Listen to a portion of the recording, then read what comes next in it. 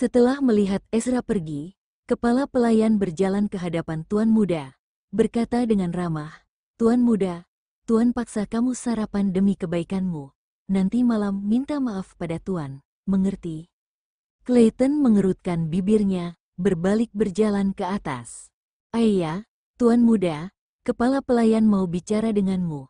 Di sekolah ada banyak teman, ada banyak gadis kecil yang lucu dan cantik. Tuan Muda begitu ganteng, pasti banyak gadis menyukaimu. Mungkin kamu bisa menerima surat cinta, coklat dan mawar."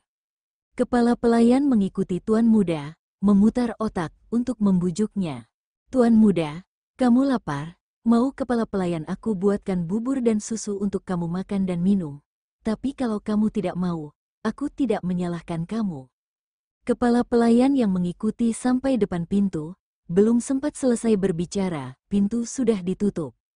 Melihat pintu tertutup rapat, kepala pelayan menghela napas tidak berdaya.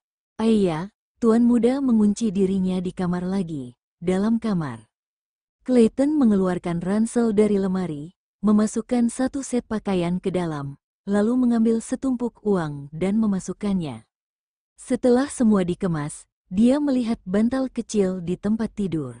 Menggigit bibirnya, enggan menarik kembali pandangannya. Clayton diam-diam membuka celah pintu dan dengan hati-hati mengamati sekeliling. Melihat tidak ada pelayan, dia menyelinap keluar dari kamar. Ketika hendak turun, melihat 2 atau 3 pelayan sedang bersih-bersih. Mengingat dirinya tidak bisa keluar dari ruang tamu, Clayton kembali ke kamar. Setelah berpikir sebentar, dia memindahkan kursi ke jendela, melihat ke bawah. Tidak ada pengurus kebun atau pelayan. Clayton segera turun dari kursi, memotong spray di tempat tidur menjadi potongan-potongan, kemudian mengikat simpul satu persatu.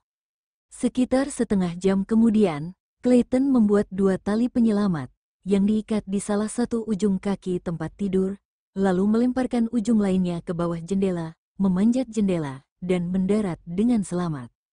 Ada beberapa pelayan di luar villa. Mereka semua sibuk bekerja, sama sekali tidak memperhatikan apapun. Lalu Clayton membawa ransel kecil melarikan diri dari rumah, memulai pelarian pertama dalam hidupnya. Setelah Clayton meninggalkan rumah, dia berjalan di pinggir jalan dengan kaki pendeknya. Taksi tidak diperbolehkan masuk ke area villa kaya ini. Clayton berjalan selama lebih dari 20 menit, ditambah tidak sarapan. Dia sedikit lapar dan lelah. Menoleh ke arah villa, kemudian menggigit bibir bawahnya, tidak membiarkan dirinya melihat ke belakang. Setelah berjalan beberapa menit, Clayton mendengar suara mesin mobil, menoleh ke belakang, melihat sebuah mobil mahal datang. Tanpa pikir panjang, dia melompat ke tengah jalan menghentikan mobil dengan membuka kedua tangannya. Melihat anak kecil tiba-tiba melompat keluar, pemilik mobil itu segera menginjak rem. "Nak, minggir." Seorang pria di kursi pengemudi mencondongkan kepalanya, melambai ke pinggir jalan, memberi isyarat padanya untuk memberi jalan. Melihat anak kecil itu memakai pakaian bermerek dan semuanya adalah model yang tidak dapat dibeli dengan uang. Ditambah daerah ini merupakan daerah orang kaya, tidak perlu tebak juga tahu anak ini pasti dari keluarga kaya. Clayton berlari ke depan mobil, mengeluarkan catatan yang sudah dia siapkan sejak lama, lalu menunjukkannya kepada pria itu. Ternyata alamat sebuah restoran. "Nak, kamu mau pergi ke tempat ini?" tanya pria di mobil. Melihat Clayton mengangguk, pria itu sempat ragu sejenak, lalu membuka pintu dan membiarkannya masuk ke dalam mobil setelah 1 jam. Di kantor militer, katakan sekali lagi. Suara menakutkan Ezra terdengar. Dia berdiri dari kursi kantornya. Tuh, Tuan Muda hilang. Kedua tangan kepala pelayan gemetar memegang telepon, sangat gugup dan khawatir. "Katakan yang jelas," perintah Ezra, mengambil kunci mobil di atas meja, sambil meninggalkan kantor. "Begini, tak lama setelah Anda pergi bekerja, aku melihat Tuan Muda kembali ke kamar. Kemudian aku turun untuk melakukan hal lain." Kepala pelayan tidak berani mengatakan, lakukan hal lain merujuk pada menyiapkan sarapan Tuan Muda. Setelah itu, aku panggil Tuan Muda. tapi tidak dijawab. Aku pikir Tuan Muda masih marah. Aku menghiburnya, kemudian kembali bekerja. Lalu aku mendengar pelayan melapor padaku ada tali menggantung dari kamar jendela Tuan Muda. Aku segera memeriksanya. Aku terkejut ada yang aneh. Aku gunakan kunci cadangan membuka kamar Tuan Muda. Menemukan Tuan Muda tidak ada di kamar. Tali itu dibuat dari spray. Dan para pelayan mengatakan mereka tidak melihat Tuan Muda meninggalkan ruang tamu. Besar kemungkinan Tuan Muda dari jendela bajingan kecil ini sudah hebat, ya. Ezra yang mendengar ini, ekspresinya berubah suram. Aku pulang sekarang. Ezra menutup telepon pelayan, menyimpan HP dan buru-buru pulang. Kurang dari setengah jam, Ezra pulang dari markas, memutar semua rekaman CCTV di villa, melihat bagaimana Clayton kabur. Clayton, lebih baik kamu berdoa jangan sampai tertangkap aku, kalau tidak akan mati. Clayton yang kabur dari rumah, sedang mengunjungi mall, berencana membeli sesuatu untuk dimakan. Tiba-tiba dia merasakan hawa dingin di punggungnya dan bulu kuduknya merinding. Dia menoleh melihat sekeliling, diam-diam menghela napas tidak melihat sosok iblis itu. Begitu dia menoleh ke belakang, langsung menabrak seseorang, kemudian terjatuh. Maaf, kamu baik-baik saja. Suara lembut dan manis terdengar di atas kepalanya. Clayton perlahan mengangkat kepalanya, melihat wajah orang itu, pupil matanya tiba-tiba menyusut, dan matanya langsung memerah. Dia orang yang tercetak di bantal kecilnya. Paman ketiga mengatakan itu adalah ibunya. Tapi paman ketiga mengatakan ibunya pergi jauh ketika dia masih sangat kecil. Nak, mana yang sakit? Katakan pada bibi, mau ke rumah sakit? Wanita itu segera bertanya dengan gugup ketika melihat anak kecil itu tiba-tiba meneteskan air mata. Wanita itu berjongkok, membantu Clayton berdiri dari tanah. Clayton melemparkan dirinya ke dalam pelukan wanita itu, memeluk lehernya erat-erat dengan tangan kecilnya, dan menangis, "Hu, jangan nangis, mana yang sakit?" Wanita itu terkejut dengan tangisan tiba-tiba anak ini, hingga tidak peduli orang-orang di sekitar, segera menenangkan anak kecil itu dengan suara lembut. "Hei, ada apa?" tanya seorang pria muda dengan setelan kasual abu-abu putih berjalan ke arahnya. "Aku enggak sengaja menabrak anak kecil ini, mungkin ada yang terluka. Cepat bantu aku periksa." Wanita itu merasa sangat bersalah. Mendengar ini, pemuda itu menghampiri dan berjongkok, "Nak, aku dokter. Biarkan aku periksa mana yang sakit." Pria itu ingin memisahkan Clayton dari wanita itu. Alhasil, begitu tangannya menyentuh Clayton, pria kecil ini menangis lebih keras. Tangan kecilnya merangkul erat leher wanita itu. "Nak, jangan nangis lagi." Wanita itu memandang pria di depannya, berteriak, "Kevin." Kevin terdiam beberapa detik, melihat sekeliling, berkata, "Bawa dia ke tempat istirahat dulu, di sana lebih tenang. Bisa aku periksa dia terluka tidak?" "Oke." Wanita itu mengangguk, menggendong Clayton, berjalan menuju ke pintu keluar. Kevin mengikuti wanita itu dari belakang, dan melihat wajah pria kecil itu. "Kina, anak ini," Kevin ingin mengatakan sesuatu padanya, tapi seakan mengingat sesuatu, tiba-tiba berhenti. "Kenapa?" tanya Kina melihatnya. "Tidak apa-apa." Dia menggelengkan kepalanya.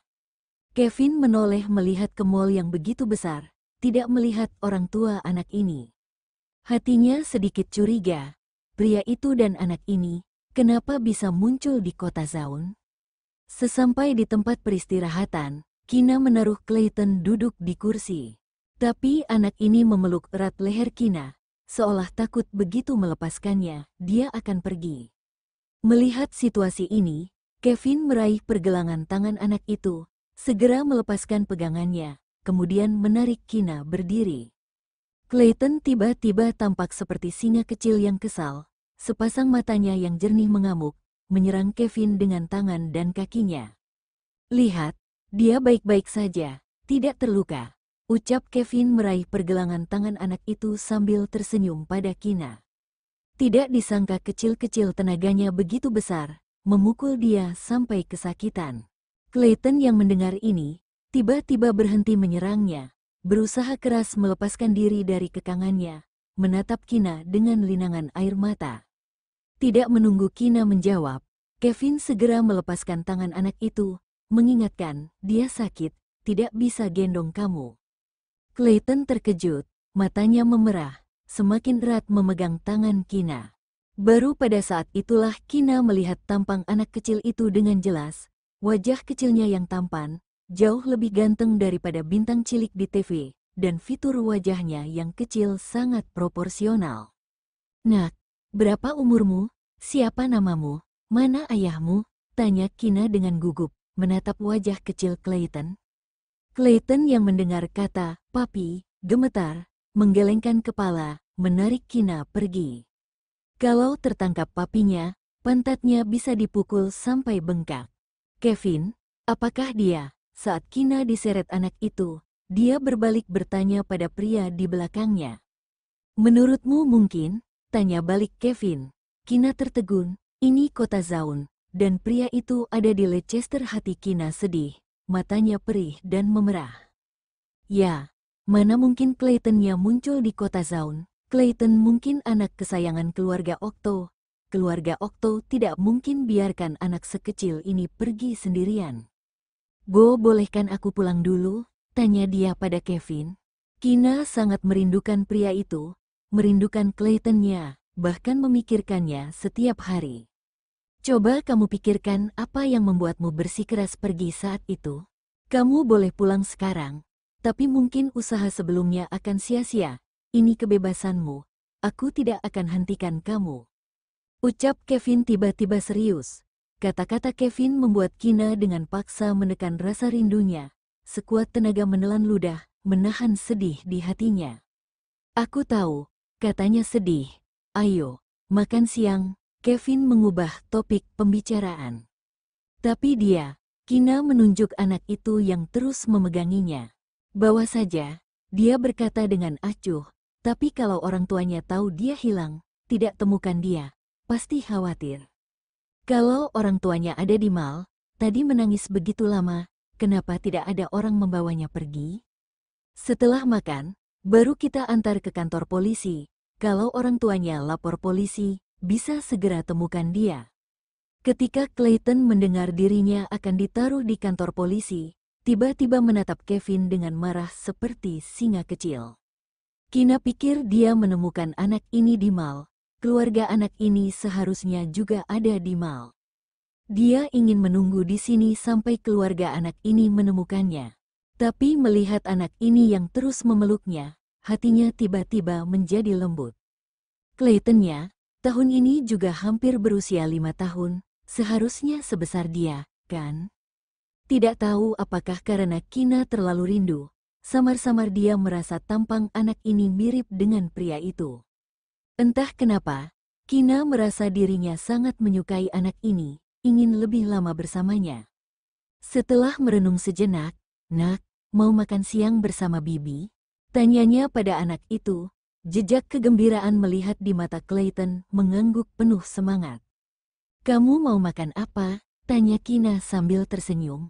Clayton melihat sekeliling, menunjuk ke restoran Lotus tidak jauh. Dia sakit, tidak bisa makan itu. Ucap Kevin padanya. Mata Clayton yang bersinar tiba-tiba menjadi suram, menekan bibirnya, menunjuk ke restoran Cina lainnya. Kevin, sesekali tidak apa-apa, ucap Kina tersenyum padanya, memegang tangan anak itu berjalan menuju restoran Lotus. Seiring dengan perkataan Kevin, Clayton menghentikan langkahnya, bersikeras menunjuk ke arah restoran masakan tradisional. Kevin berpikir, tidak disangka anak ini cukup pengertian.